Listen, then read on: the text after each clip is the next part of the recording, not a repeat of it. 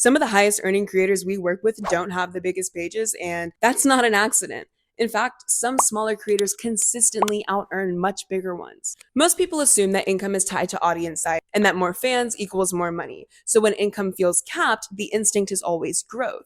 But if that were true, then every big page would be crushing it, and they're not. We see huge pages with inconsistent income and smaller pages with fewer fans making significantly more. That's the paradox that most creators don't understand. The difference isn't traffic, it's monetization efficiency. How much a creator earns per fan, not how many people show up, but what they experience once they do show up. So let's look at this from the fans' perspective. On a lot of big pages, the experience feels generic. Fans know they're getting the same thing that everyone else is getting. Messaging feels delayed, interactions feel transactional. Everything is cookie cutter, so fans aren't willing to pay premium prices. They hesitate, they compare, they negotiate. That's why the big pages often rely on lower price points. Not because the content is bad, but because the experience doesn't feel personal.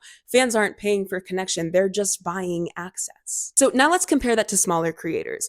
The interaction feels personal, so their fans feel noticed, they feel remembered, they feel prioritized. And because of that, they're willing to support at a much higher level. So they don't bargain, they pay what the experience is worth to them. And this is the part that most people miss, because fans aren't paying for content. They can get content anywhere online for free. They're paying for their experience with the content, the connection, the attention, the feeling of being valued. And that's why smaller creators often earn dramatically more per fan. The quality of the fan is higher, not because the fan is richer, but because the experience is better. In some cases, one fan on a small page is worth 10 fans on a big one. This is also why big pages struggle to fix this on their own, because in order to create a small creator experience at scale, you'd have to be everywhere.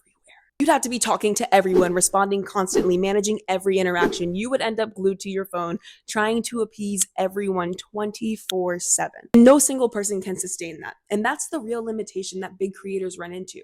It's not a lack of effort, it's a lack of bandwidth. And this ties directly back to what we talked about earlier, which is random monetization, when fans never know what kind of experience they're going to get.